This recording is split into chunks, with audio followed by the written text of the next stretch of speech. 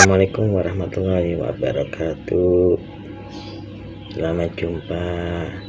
Salam kenal sama saya.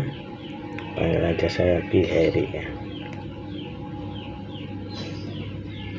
Oke, saat ini saya mau menebak.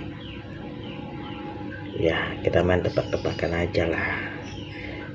Saya mau menebak siapa calon presiden yang terpilih tahun 2024 nanti.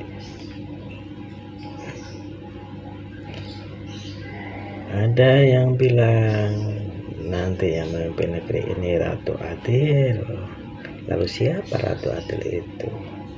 Ada yang bilang Pak Jokowi, ada yang bilang Pak Prabowo. Sedangkan yang namanya Ratu itu adanya di istana. Yang namanya Ratu kan perempuan, bukan laki. Lalu siapa dia? Apakah dia Puan Maharani? Saya yakin bukan. Karena perempuan itu kurang kuat untuk memimpin negara seperti Indonesia ini. Karena mayoritas penduduk Indonesia itu Muslim, beragama Muslim. Jadi yang pantas menjadi imam adalah laki-laki, kan seperti itu. Saya kira kalau Puan Maharani sih terlalu jauh ya. Sedangkan yang jelas pemimpin negara Indonesia itu dipimpin oleh dua orang. Yang pertama namanya Satria, dan yang kedua adalah Piningit. Jadi yang jadi pemimpin negara ini adalah Satria dan Piningit, kan seperti itu. Mari kita buktikan. Lalu siapa Ratu Adil itu? Ratu Adil itu sebenarnya adalah suara rakyat. Suara rakyat adalah suara Tuhan. Jadi yang dimaksud dengan Ratu Adil itu adalah suara Tuhan. Suara Tuhan yang memilih Satrio dan Piningit secara adil. Adilnya gimana? Ya gantian, kan seperti itu. Habis Satrio, lalu Piningit. Habis Piningit Satrio, Satrio Piningit. Habis Piningit Satrio, kan seperti itu. Nggak percaya? Mari kita kembali lagi ke sejarah. Sebelum menjadi negara Indonesia, negara kita adalah negara Nusantara, bener nggak? Sedangkan siapa pemimpin Nusantara? Pemimpin Nusantara adalah Patih Gajah Mada, bener nggak? Pada saat itu berdiri kerajaan Majapahit, lalu memperluas kekuasaannya sehingga menjadi Nusantara. Siapa dia? Siapa orangnya? Dia adalah seorang kesatria, namanya Gajah Mada, benar kan? Jadi pemimpin pertama Nusantara adalah Gajah Mada, jadi seorang satria. Oke. Setelah kerajaan Majapahit hancur lebur, lalu datanglah penjajah. Sedangkan penjajah yang paling lama adalah penjajahan Belanda. Selama 350 tahun kita dijajah. Hancur leburlah yang namanya kerajaan Majapahit, dan tenggelamlah yang namanya candi yang didirikan oleh kerajaan Majapahit, kan seperti itu. Nah, setelah Indonesia merdeka tahun 1945, muncullah seorang Piningit, yaitu rakyat sipil yang terangkat, yang terpilih oleh rakyat sebagai seorang pemimpin atau seorang presiden. Siapa itu? Insinyur Soekarno. Itulah yang dinamakan Piningit. Jadi Piningit itu adalah orang sipil yang terangkat, yang terpilih oleh suara Tuhan, suara rakyat itu menjadi seorang pemimpin, jadi presiden. Kan seperti itu. Yang pertama, ya kan? Yang pertama Satria, yang kedua Piningit.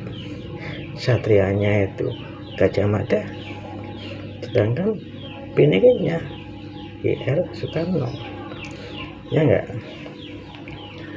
Nah setelah Pak Karno itu lengser lah, katakanlah lengser lah yang enak ya, bahasa gampangnya, bahasa gaulnya lengser itu ya. Setelah lengser, siapa lagi yang menjadi? Yang jadi ya Satria lagi. Siapa itu? Pak Harto. Satria lagi. Dia adalah seorang prajurit. Dia gampangnya lah dari lulusan TNI lah yang gitu, angkatan. Satria itu. Nah, selama 32 tahun dipimpin oleh Satria, dan tiba saatnya untuk lengser. Setelah Pak Harto lengser, maka yang terpilih menjadi pemimpin negara adalah binenya lagi. Yang pertama Habibie, dia kan seorang sipil.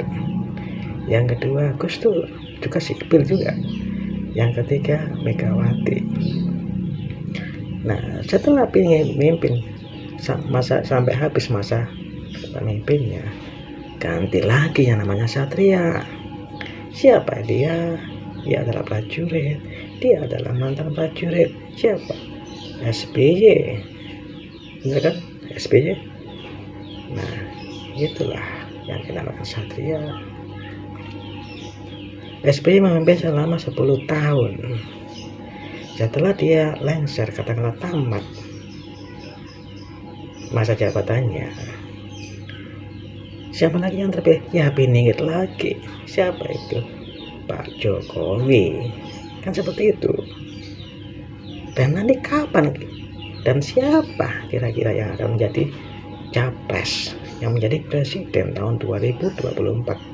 Yang jelas adalah kembali lagi ke Satria lagi, seorang prajurit, katakanlah ex TNI atau mantan TNI.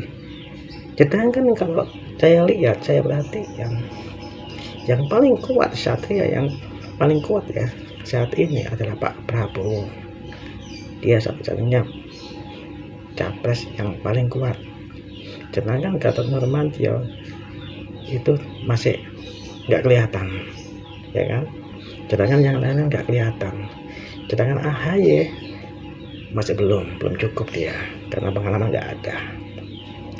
Sedangkan Pak Prabowo sekarang kan udah mulai berpengalaman, duduk di dalam kabinetnya Pak Jokowi, gitu kan. Sedangkan pengalaman itu kan sangat dibutuhkan untuk ke jenjang karir berikutnya, yaitu presiden, kan seperti itu. Jadi menurut pandangan saya, menurut pandangan goib yang saya terima, menurut goib yang saya dengar dari bisikan-bisikan goib, Pak Prabowo lah yang akan jadi pemimpin selanjutnya. Tinggal sekarang Pak Prabowo aja bagaimana caranya. Kalau bisa Pak Prabowo membentuk segitiga partai, Gerindra, PDI, dan Golkar. Sedangkan yang lainnya gimana? Yang lainnya ngikut aja, yang penting ada jatah menteri, ya nggak usah pusing-pusing, itu aja.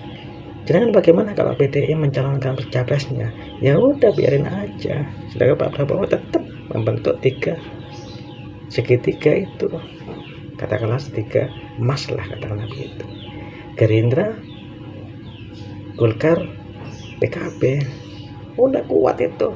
Sedangkan yang lainnya ngikut aja, ya enggak, daripada jadi partai oposisi lagi. Sedangkan PDI ya memang harus hati-hati, masa habis jadi partai penguasa jatuh lagi ke partai oposisi, ya enggak, kan rugi. Ya udahlah, mendingan Bu Mega sekarang itu melunasi janji-janjinya, janji kepada Pak Prabowo waktu debat tulis itu. Ya sekarang dukunglah Pak Prabowo sebagai capres, dan ya kalau memang Pak Prabowo mau meminang Puan Maharani sebagai cawapresnya, ya udah serahkan saja dengan tulisan ikhlas, itu aja sih, ya enggak. Mengapa begitu? Ya karena Kalau menurut saya ya, yang akan ditakdirkan nanti ya Pak Prabowo, seorang ksatria. Kan seperti itu kan, namanya ganti ya, satria piningit, satria piningit, satria piningit. Sekarang gilirannya satria yang jadi pemimpin, ya enggak? Gak usah pusing, gak usah pakai gesolnya dihitung-hitung macam-macam, udah begitu ya. Itu petunjuknya, petunjuk gaib, bisikan gaib seperti itu, ya enggak? Sedangkan alasan lain, apabila negara ini dipimpin oleh peningit, dikhawatirkan banyak pulau-pulau perbatasan itu direbut oleh orang asing. Kenapa? Karena nggak kuat. Yang kuat ya satria itu loh. Sekarang aja udah mulai, ya kan? Di Cina musik-musik kepulauan terkecil, sedangkan Australia musik-musik kepulauan pasir, ya enggak? Itu sebagai tanda-tanda. Oleh karena itu yang cocok menjadi pemimpin tahun 2024 itu adalah Pak Prabowo. Udah itu, saya yakin bahwa menang, saya yakin itu, ya enggak? Saya yakin.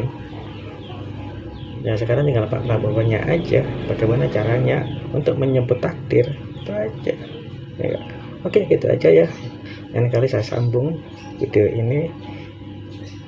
Terima kasih. Apabila ada kata-kata saya itu dari mulut saya sendiri, dan apabila kata-kata saya itu ada benarnya, itu adalah petunjuk dari Allah. Demikian, Assalamualaikum warahmatullahi wabarakatuh. Salam kasih sayang.